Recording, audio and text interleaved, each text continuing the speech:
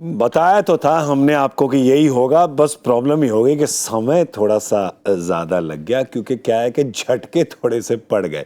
पर खैर, भारत ने वही किया जो मैंने स्कूल में किया था, लटक लटक के मैट्रिक पास। यहाँ भी हम मैट्रिक पास कर गए। 3 मैच की श्रृंखला में 1-0 ऊपर जा चुकी है भारत। वानखेड़े स्टेडियम में 188 बनाए थे, 88 होते ना, 188, सही बोला ना मैंने, हाँ 188, 188 बनाए थे ऑस्ट्रेलिया ने। 36 ओवर के पहले ही निपट गए थे, 36वें ओवर में निपट गए थे।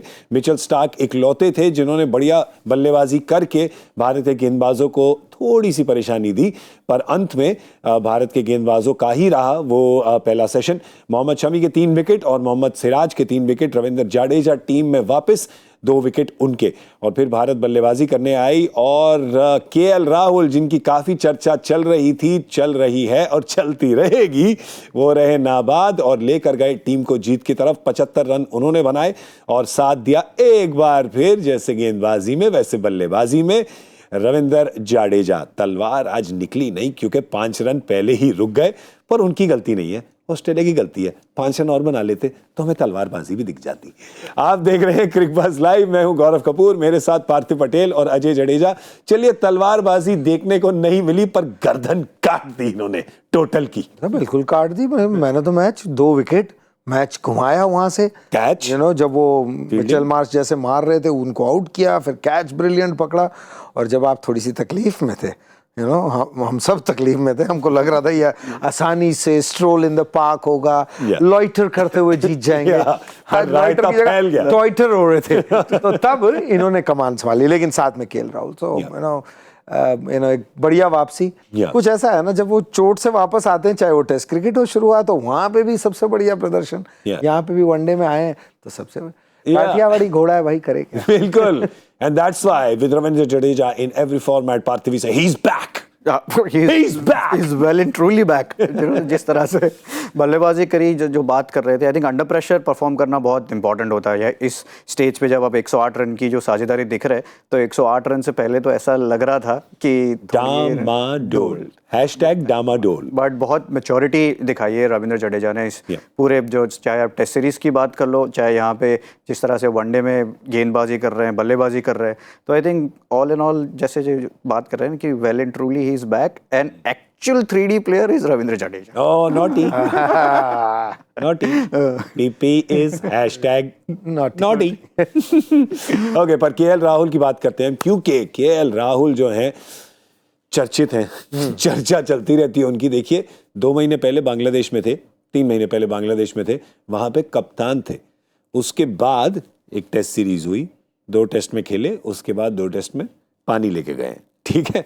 आज चर्चा हो रही थी कि केएल राहुल खेलेंगे नहीं खेलेंगे, क्या होगा उनका, और हमने एक्चुअली उनको बैक किया था। पहला जो शो था हमारा मैच के पहले, और लोग देख सकते हैं क्योंकि भाई अब तो कमिटेड है टू द इंटरनेट, उसमें भी हम कह रहे थे कि ऐसा कुछ नहीं उन्होंने किया, ऐसा नहीं कि कोई सदियों से बुरा चलता आ रहा उनका।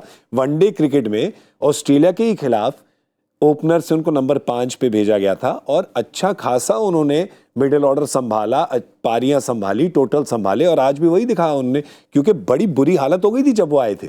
बिल्कुल बुरी हालत थी। और जैसे पीपी ने पहले रविंद्र के बारे में बोला कि एक होता है कि जब आपको जरूरत पड़ती है, आप तकलीफ में, वहां से निकालना जो होता है वो ये, और ऑस्ट्रेलिया की जो पिछली बारी आप याद करा रहे हैं, वहां पे भी 2-3 बार नॉट आउट है। होता यही है ना कि 5 और 6 पे जब अच्छे रन बनाए हैं और आपने तकलीफ से निकाला है, ऑपोजिशन के रन खत्म हो गए, तो ऐसा लगता है 75 पे ही रुक गए। लेकिन जो पारी अगर यही ओपन कर रहे होते हैं जब, या 3 नंबर पे कोई होता है, तो वो 125, 140, 150, वो रन उतने ज्यादा नजर आते हैं। लेकिन सक्सेस रेट जो है वो उतना ही है। और वो जो 2 मैच जो छोड़ दिया था टेस्ट मैच में, उसके वो अलग बात है, डिबेट किस तरह से आप सोच सकते हैं।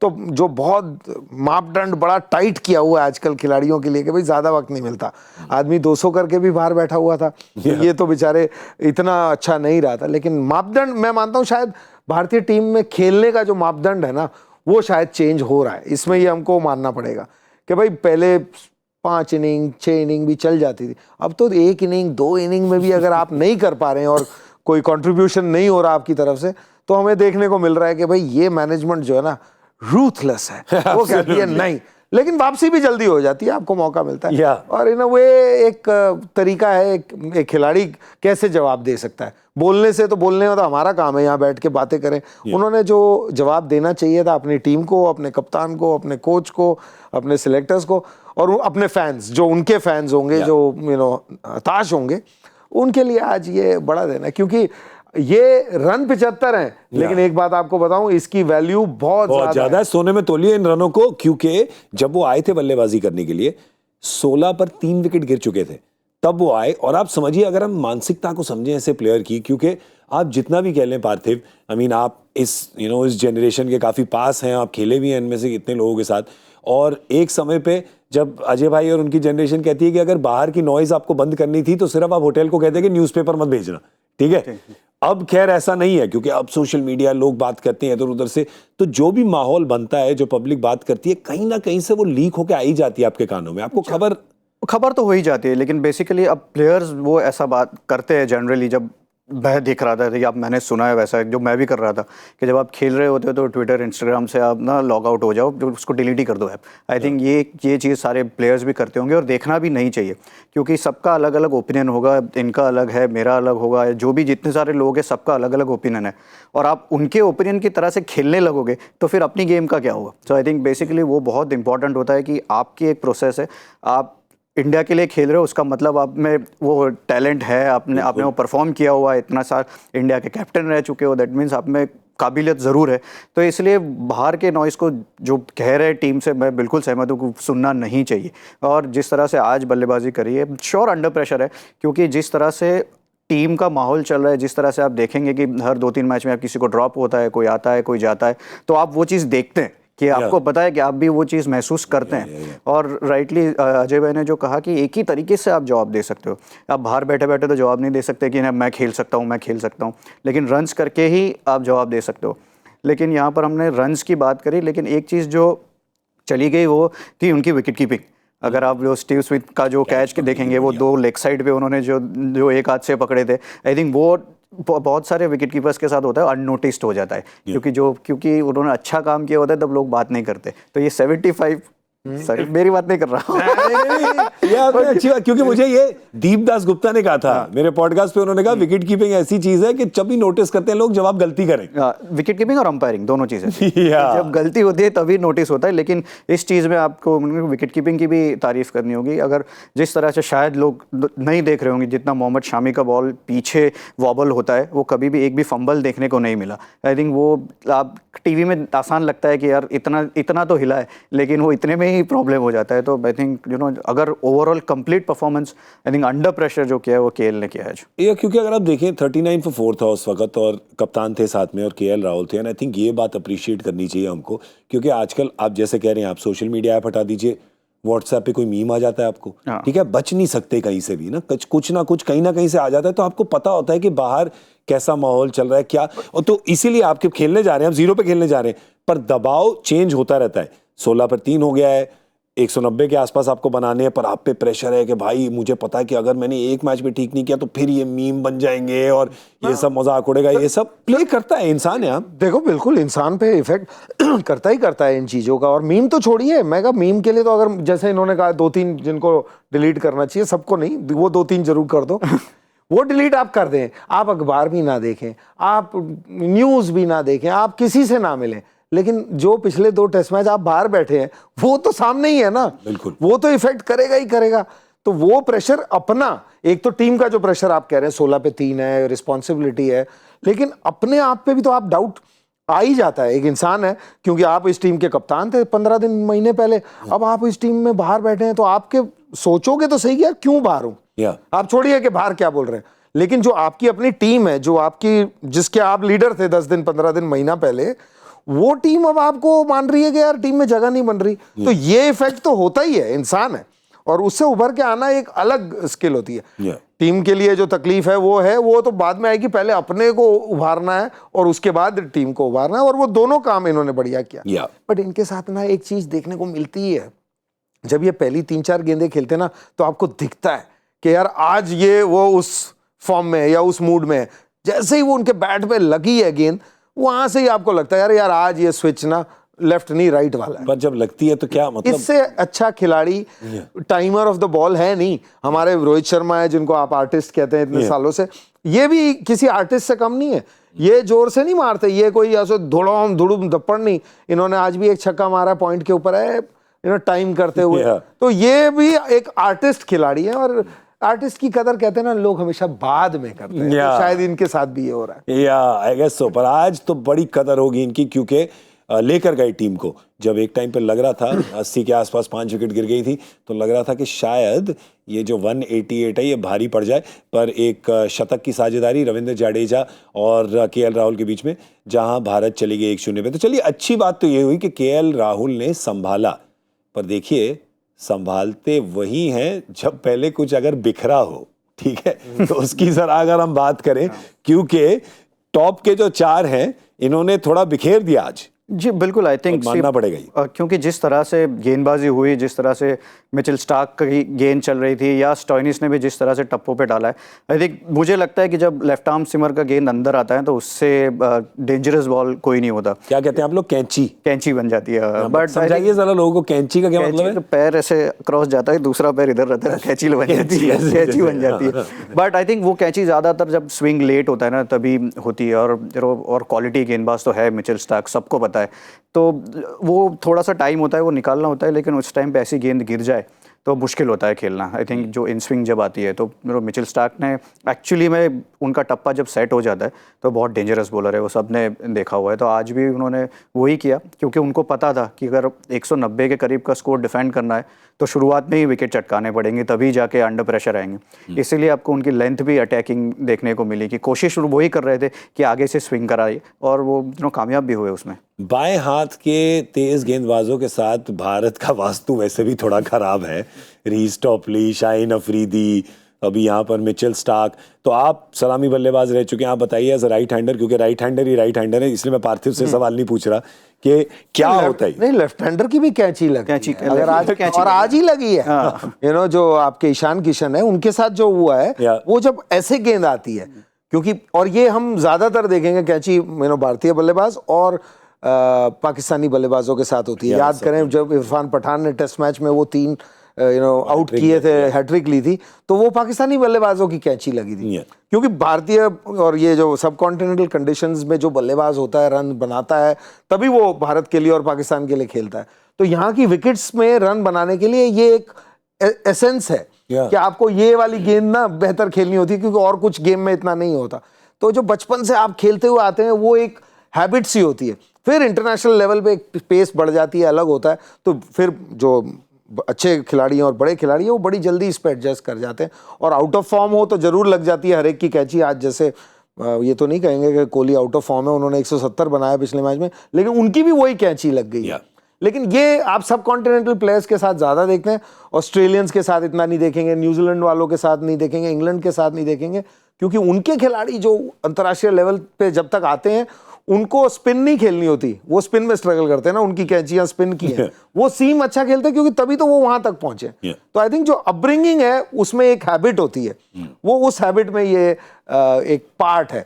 और जब सीम होती है, स्विंग होती है और अंदर आती है, तो ये और उस पेस पे जब आती है, और 9 आउट ऑफ 10 को ये तकलीफ होती है। बहुत कम खिलाड़ी है जो इस गेंद को टैकल बड़ी आसानी से करते हैं। हमारे दोस्त वीरेंद्र सहवाग जो यहाँ बैठते हैं, वो खुद ही बोलते हैं अपने मुंह से, कहते यार वो क्या था, नेथन ब्रैकन था या चमिंडा वास था, वो मार मार के दुनिया का भूत बना देते थे हर गेंदबाज को, जितनी मर्जी तेज कर लो।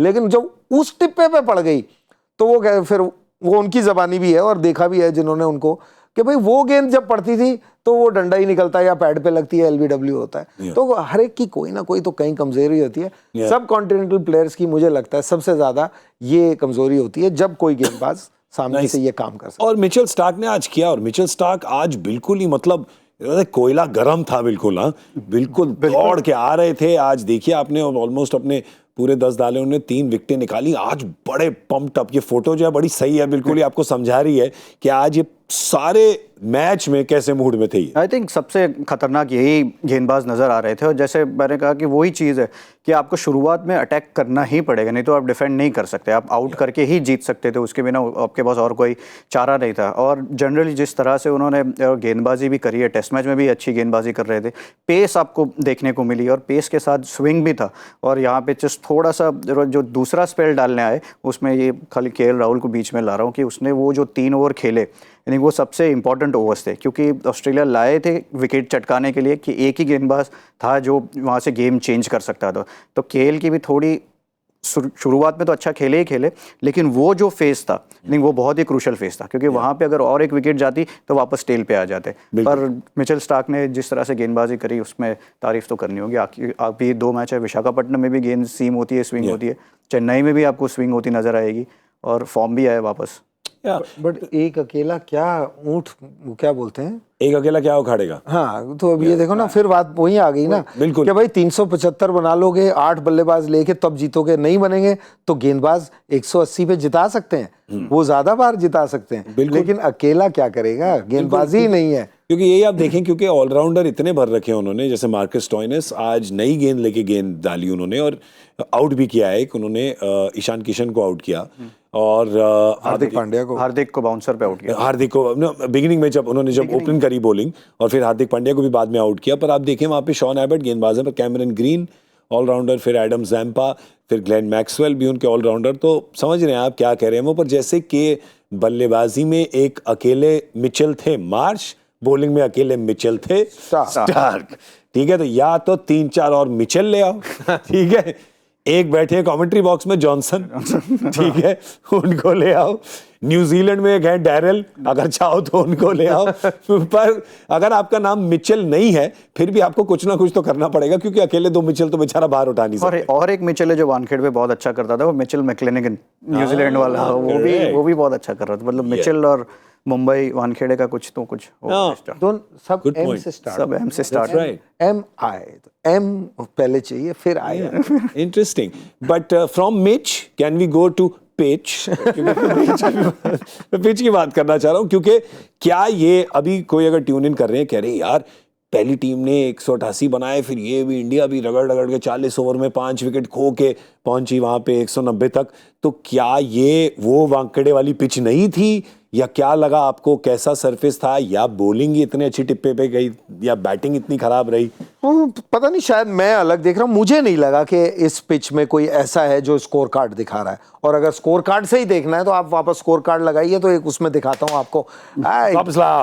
तो स्कोर कार्ड अगर देख के अगर आपको लगता है कि विकेट में लटक के हैं, तो जो पहली टीम की बल्लेबाजी है ना, उसके ओपनर ने बनाए 81 और मार रहे थे धड़ाधड़, और उस टाइम कोई विकेट गिरने का चांस नहीं था, तो पिच ठीक थी। फिर आदमी आउट हुए। फिर जो भारतीय टीम है उसमें उल्टा है कि शुरू में सारे ही आउट हो गए और फिर पीछे कोई आउट नहीं हुआ। तो पिच तो या तो चेंज होती रहती है कई बार के अच्छी है और खराब हो गई, या कई बार होती है खराब थी अच्छी हो गई, ये अच्छी थी खराब हुई फिर वापस अच्छी हो गई। तो वही कह रहा ना, वो नहीं हो सकता। तो वो नहीं हो सकता। लेकिन अगर आप ये बिलीव करते हो कि जो भी रिजल्ट है उसमें सिर्फ एक ही वजह है, चाहे वो पिच हो या प्लेयर है, तो आप ये सोचेंगे कि पिच थी। जरूर बाउंस यहाँ बाकी जगह से ज्यादा होता है, अहमदाबाद में जो रोड बनी हुई थी उससे यहाँ पे बाउंस ज्यादा था, तो थोड़ा सा एडजस्ट करने में शायद हो सकता है कि आप अलग तरह से खेल रहे हो, थोड़ा टाइम लगा। लेकिन ऐसा नहीं था कि सीमिंग विकेट थी या 180 रन की विकेट थी।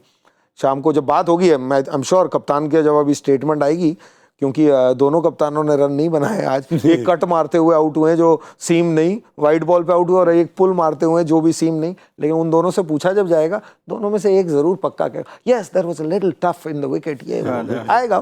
बट जो मैंने देखा है, मुझे ऐसा लगा कि बिल्कुल पटाखा जो होती है वो नहीं थी डेफिनेटली, लेकिन ये 180-90 की पिच तो नहीं थी। या मतलब कभी कभी वो नाच ना जाने आंगन टेढ़ा वाला हो जाता है, जो बल्लेबाज कहते थे जिसके रन नहीं बने होते, पर ऐसा कुछ दिखा नहीं इधर के। नहीं, आई एग्री कि टिपिकल वानखेड़े वाली पिच ज़रूर नहीं थी कि 330 या 340 वाली, लेकिन मुझे लगा हल्की सी मदद थी थोड़ी शुरुआत में, जो कल शायद बारिश हुई उसकी वजह से शुरुआत स्लो हुई, क्योंकि विकेट में दोनों चीज़ अगर सीम भी हो रहा है और स्पिन भी हो रहा है, जो स्पिन भी हमने जडेजा के गेंद पे देखा, तो दैट मीन्स कि पिच में थोड़ा सा हल्का सा मॉइस्चर होता है। जो पिच जनरली सीम करती है वो स्पिन भी करती है, तो शुरुआत में वो चीज़ होगी, उसके बाद थोड़ी जैसे सूख जाती है थोड़ा, तो पेस बढ़ जाता है विकेट का। लेकिन गेंदबाजी ज़्यादा अच्छी हुई, गेंदबाजी में ज़्यादा आपको ना एक कंटिन्यूटी देखने को मिली कि लोग गेंदबाज जो थे वो लगातार एक जगह पे डाल रहे थे, अगर चाहे वो शामी का स्पेल ले लीजिए या मिचेल स्टार्क का स्पेल ले लीजिए या फिर स्टॉइनिस ने भी जिस तरह से गेंदबाजी करी, वो लगातार एक ही जगह पे डालने की कोशिश कर रहे थे कि गुडलैंड स्पॉट पे स्लोअर वन बाउंसर वो ज़्यादा चीज़ें करने नहीं गए। आई थिंक वो कंसिस्टेंसी की वजह से शायद ज़्यादा विकेटें गई है। जैसा कि हमारे मित्र आशीष नेहरा शो पे कहते हैं, टिप्पे पे टप्पे पे बॉल डालो, टप्पे पे। बिल्कुल, सबसे बड़ी वेरिएशन आज की डेट में हुआ है। क्योंकि जो जैसे रविंद्र की तो सुबह बात हो रही थी कि वो तेज करते हैं जब मार पड़ती है, आज उन्होंने स्लो कर दी ना, तो वो वेरिएशन हो गई। बल्लेबाज को आपने चकमा दिया है, तो आजकल की क्रिकेट में जो ये डालो वो डालो ये डालो, तो बल्लेबाज भी ये वो करता हुआ आता है। आप अगर 6 बॉलें एक जगह डाल दें, वो सबसे बड़ी वेरिएशन है आज की। एक सर, ये एक एडवर्टाइजिंग में ना एक टर्म है, पता नहीं आप दोनों को पता है या नहीं, वो है, पता आपको? नहीं।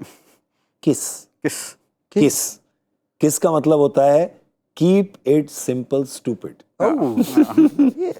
यस, सिली या स्टूपिड दोनों एक ही बात है। I am too silly to know whether it's stupid and too stupid to know it's silly, but you understand what I am trying to say. Thank you very much. Let's go to Delhi. No, let's not, let's stay over here right now. Last question इस match के बारे में, एक topic of discussion, वो है हमारे कप्तान, इकलौते कप्तान, क्योंकि आज की मैच में ही कर रहे हैं कप्तानी, फिर रोहित शर्मा आ जाएंगे परसों के मैच के लिए, और उसके बाद शायद एक दिवसीय में, तो इसके बाद तो एक दिवसीय कब है मुझे पता भी नहीं है, 3-4 महीने तो लगे। IPL होगा, WTC फाइनल होगा, फिर आई थिंक वेस्ट इंडीज के खिलाफ होगा, वहां चलेंगे। आप जहां लेके चलेंगे सर, आपके साथ में वेस्ट इंडीज। अभी इस सीरीज के बाद सीधा वहीं दिखेंगे।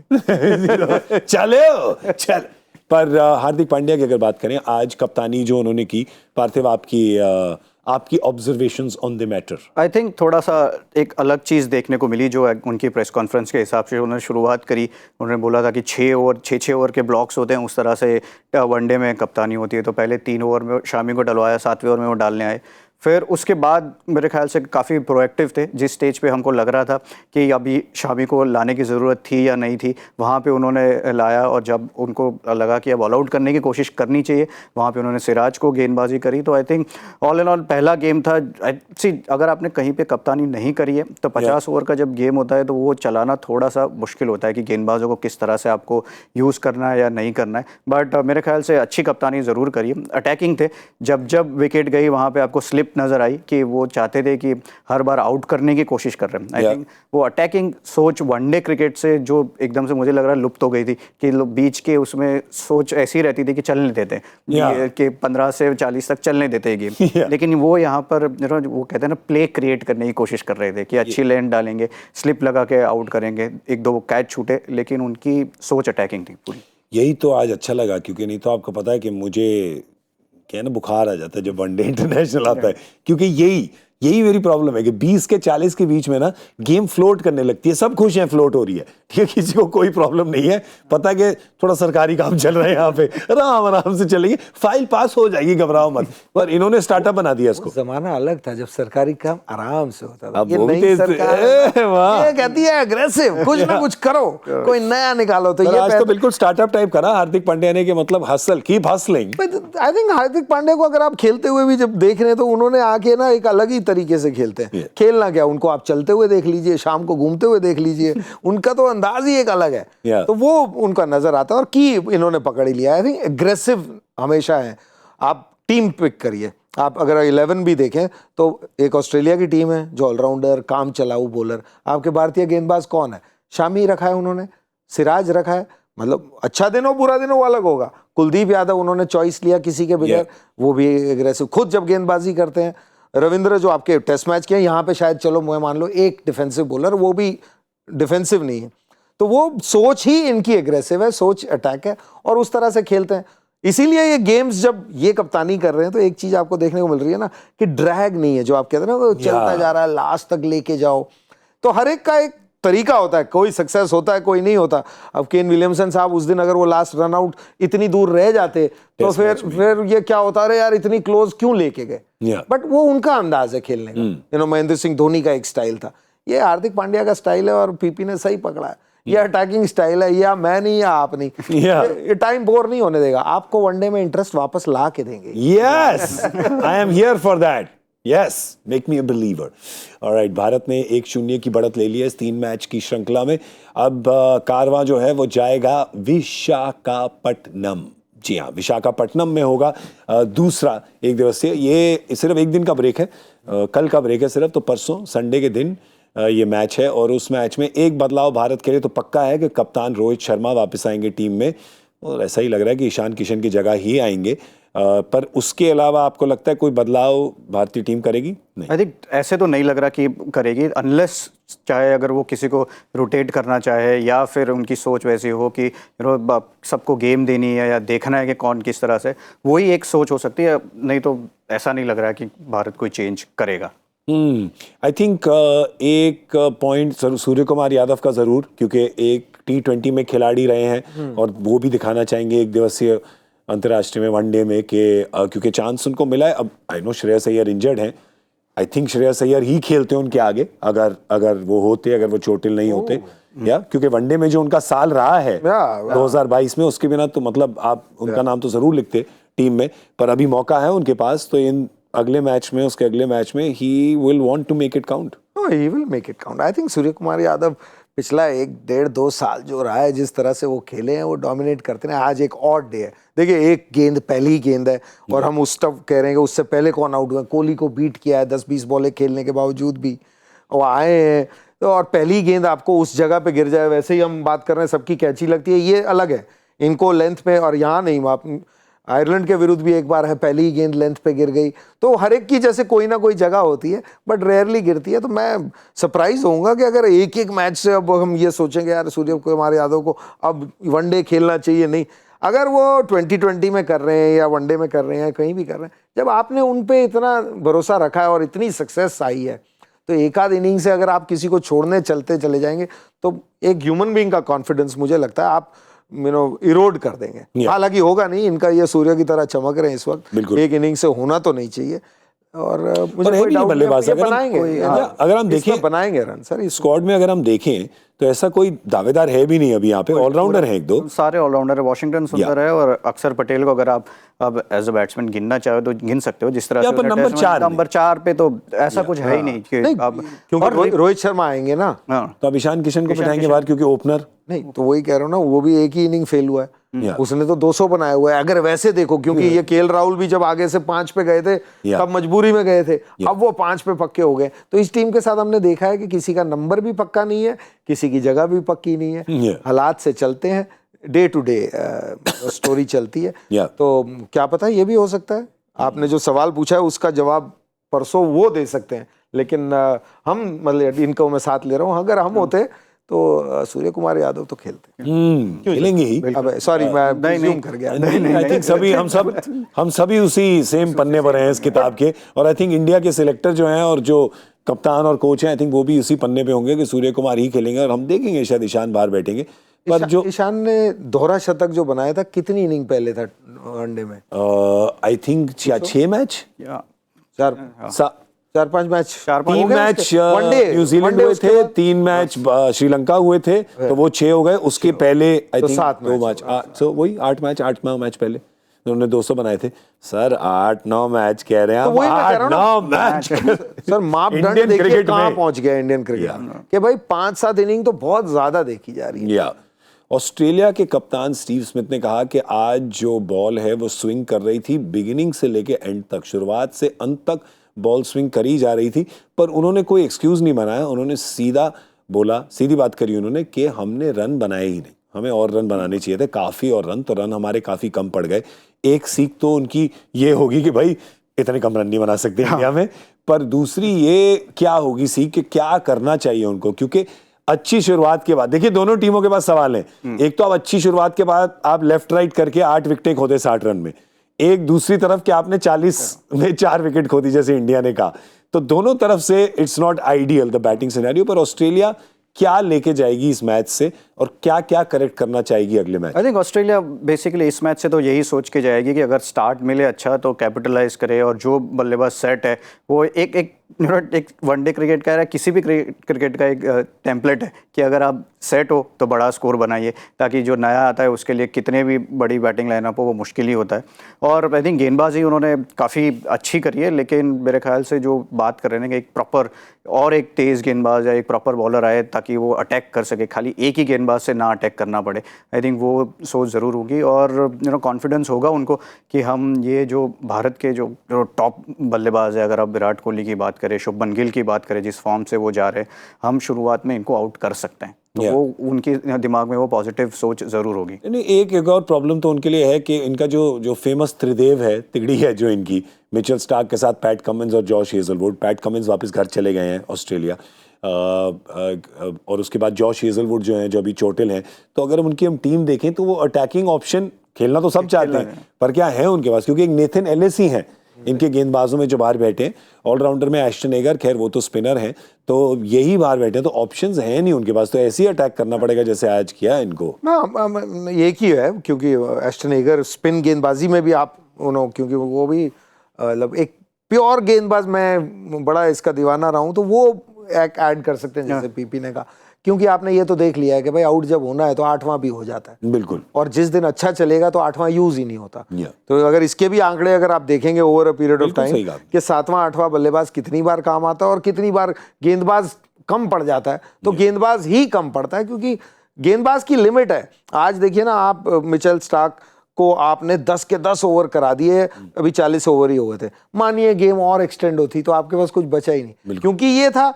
तो अगर आपके पास होगा कुछ तो आप 50 ओवर तक चल पाएंगे ना। बल्लेबाजी में तो ये है, जिस दिन स्टीव स्मिथ 100 बना दे या कोई और रन बना दे, तो फिर 6, 7, 8 की उतनी पारी आती नहीं। और आज सर जब 8 की बारी आई भी तो मामला इतना डामाडोल था कि क्या कर क्या ले, कितना हम उखाड़ लें वो। तो वो एक सीख मैं मानता हूं कि वो ऑस्ट्रेलिया ले सकती है। और एक नाम था उसमें जो डेविड वार्नर। क्या अगर डेविड वार्नर आए तो ट्रेविस हेड की जगह? आई थिंक वो भी उनके लिए एक बड़ा डिसीजन होगा, क्योंकि ट्रेविस हेड जिस फॉर्म से गुजर रहे हैं, जैसे टेस्ट मैच में खाली इंडिया में नहीं, ऑस्ट्रेलिया में भी जिस तरह से बल्लेबाजी कर रहे थे, हम लगातार फॉर्म की बात कर रहे हैं। वहाँ पे वो जो 2-1.5 दिन का जो टेस्ट मैच हुआ था, वहाँ पे किसी के बैट पे बॉल नहीं लग रहा था, वहाँ ट्रेविस हेड ही अकेले बल्लेबाज थे जो अच्छा खेल रहे थे।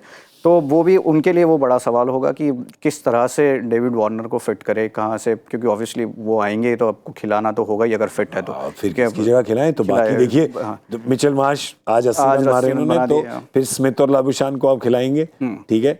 फिर आप क्या, या तो जॉस इंग्लिश को कहें, फिर विकेट कीपिंग कौन करेगा? तो कोई विकेट कीपर नहीं बचता, तो फिर आई थिंक वो भी उनके लिए ज्यादा सवाल होंगे ऑस्ट्रेलिया के लिए। आई थिंक अब रेस्ट अगर जो तकलीफ है या जो थोड़ी एक्सटेंड होगी, क्योंकि टेस्ट मैच में भी आप देखें तो छोड़ दिया था ऑस्ट्रेलिया ने, पहले अपना हेड बड़ा यूज करके हेड को नहीं खिलाया पहले 2 मैच। करेक्ट। तो तो उन्होंने आई थिंक हेड यूज करना जितना था वो टेस्ट मैच में कर चुके हैं, और अब जब इस राह में चले हैं तो आई डाउट कि ऑस्ट्रेलिया यहाँ पे बल्लेबाजी में वार्नर साहब को लेके आए और इनमें से एक आध को छोड़े। हालांकि ये हो सकता है कि इनमें से एक आध बल्लेबाज छोड़े, और जैसे इन्होंने कहा कि गेंदबाज शायद जोड़ने को। ये सब आपको पता चलेगा रविवार को। जी हाँ, संडे को क्या है, आपकी भी छुट्टी होती है, हमारी तो छुट्टी है, ये छुट्टी हो काम नहीं है, ये हमारी छुट्टी है, तो हम भी आएंगे फुर्सत में और खूब सारी बात करेंगे। पर जाने से पहले एक बारी मैं पूछना चाहूंगा कि अगर आपको भविष्यवाणी करनी हो, आगे देख गेसिंग गेम खेलते हैं हम यहाँ पे, ठीक है, तो पता ना आपको रिजल्ट क्या होता है? रिजल्ट आज तो मैं इतना बताना चाहूंगा कि ग्रुप की नाक कट गई, ठीक है, किसी का कुछ ठीक नहीं आया, पर मैच ही कुछ ऐसा था। पर इम्पैक्ट प्लेयर अगर आपको पिक करना है, एक प्लेयर फ्रॉम ईच टीम, तो बताइए। अगले मैच के लिए कि इस मैच के लिए? अगले मैच का तो हो गया, रविंद्र जडेजा ने सबकी बातें हो गई। इम्पैक्ट अगले match, man of the match कौन था? मैन ऑफ द मैच कौन है? Ravindra Jadeja has to be, he is back, Zach is back here and he's back there. Jadeja is back. बताइए। इम्पैक्ट प्लेयर मैं कहूँगा रोहित शर्मा, क्योंकि उनके आंकड़े विशाखापट्टनम ग्राउंड पे बहुत तगड़े, तो इसलिए इंडिया की तरफ से रोहित शर्मा, और इधर से स्टीव स्मिथ, क्योंकि उनको भी रन्स चाहिए, तो दोनों कैप्टन्स को और दोनों बल्लेबाज को चूज करता हूँ। Nice, cut copy paste. I like it. देखिए, if the opinion is right you don't have to argue. Sir हमने पहली बात कर ली है कि पार्थिव पटेल की ओपिनियन हमेशा राइट होती है, क्योंकि उम्र में हमसे कम हैं, पर तजुर्बे में हमसे ज्यादा और ओहदे में उससे भी ज्यादा। चलिए भाई, इसी बात पे हम अपना आज का जो सर्कस है हमारा आज का, इसको खत्म करते हैं। कुछ बचा है? कुछ और, कुछ किसी को और कुछ कहना हो? नहीं? पक्का? सोच लो, अभी भी टाइम है यार दोस्त है, वेट कर लेंगे 2 आध मिनट। नहीं, चलो ठीक है। नहीं, कोई इनका सवाल हो? हाँ, कोई इनका सवाल हो? इनका मतलब उनका नहीं, ये और वो एक ही तो है भाई लोग। उनका? हाँ, आपका? हाँ। अच्छा, अगर आपके सवाल हैं तो आप हमें भेज दीजिए #crickbuzzlive पर। आपका इस सवाल जो है उसका जवाब हम संडे को देंगे। क्या है सवाल तो आप इमीडिएटली भेज देंगे, जवाब सोचने में थोड़ा समय लगता है। आराम से सोचेंगे हम, कल सैटरडे को बैठ के हैं, सैटरडे नाइट फीवर करेंगे और संडे मॉर्निंग आएंगे आपके सामने। मॉर्निंग तो खैर नहीं, आफ्टरनून हमारी मॉर्निंग होती है। 1 PM इंडियन स्टैंडर्ड टाइम पे आपसे मुलाकात होगी यहीं क्रिक बज़ लाइव पे। अभी मैं शुक्रिया करना चाहूंगा श्री पार्थिव पटेल और श्री अजय जडेजा का। नमस्कार। नमस्कार। आपका बहुत बहुत बहुत बहुत धन्यवाद। दोनों ने जो कोरियोग्राफ किया ना ऊपर, अभी लोगों को लगेगा प्लान किया था, फिर किया नहीं था। दोनों एयर इंडिया के महाराज जो बन गए। चलिए, तो हम भी बैठते हैं, एयर इंडिया की तरह उड़ते हैं यहाँ से और आपसे मिलेंगे 2 दिन बाद। मैं हूँ गौरव कपूर और आपको कह रहा हूँ गॉड थैंक्स इट्स फ्राइडे। बाहर जाइए, पार्टी करिए, आराम करिए, मजे करिए। कल सैटरडे है, कल सोइएगा, संडे को आ जाइएगा 1 बजे। ओके, गुड नाइट, चलता हूँ, दुआओं में याद रखना। बाय।